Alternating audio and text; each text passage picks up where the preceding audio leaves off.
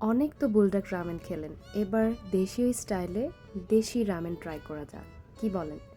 Mister নুডলসের এই ফ্লেভারটা আমার কাছে বেস্ট মনে হয়। Let's start.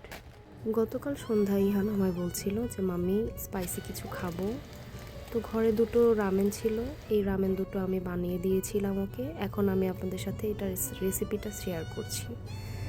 ডিটেল রেসিপি বলতে তেমন কিছু না, এটা সবাই পারে, আহামরি অত ঝামেলাও নেই, বাট আমি আমার স্টাইলে কিভাবে করি আমি সেটাই দেখানোর জন্য আজকের এই ভিডিও। আমি এভাবে জুলিয়ান কাট করে নিয়েছি চিকেনগুলোকে। এরপর এর মধ্যে garlic ginger paste, red chilli powder, লবণ এবং এক টুকরো লেমন স্কুইজ করে এখানে দিয়ে দিয়েছি।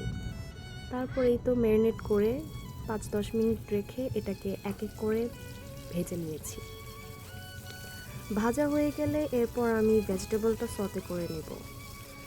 ভাজাটা খুব সাবধানে করতে হবে, কারণ এটা যেহেতু ব্রেস্টের পিসটা সেদ্ধ হতে একটু সময় লাগে, তাই আমি এটাকে খুব সময় নিয়ে ভেজেছিলাম। এরপর আমি দুটো ডিম পোচ করে নেব, যেহেতু আমরা মা ছেলে খাবো। হালকা লবণ ছিটিয়ে দিয়েছি। এরপর এটাকে উল্টিয়ে আরেকটা ডিম পোচ করে নিলাম। ডিম পোচ দুটো করে এরপর আমি ভেজিসগুলোকে সতে করে নেব।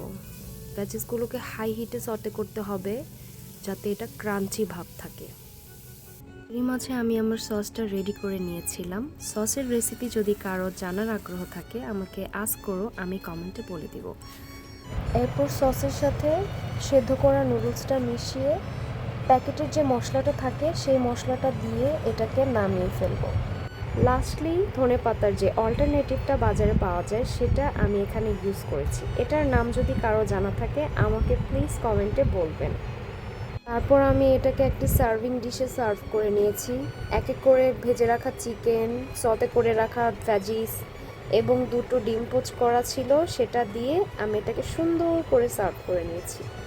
সি, মাই দেশি style ramen is totally ready. আপনারা সবাই বাসায় এটাকে ট্রাই করে আমাকে অবশ্যই জানাবেন এবং আমাকে ট্যাগ করতে ভুলবেন না। আসসালামু আলাইকুম।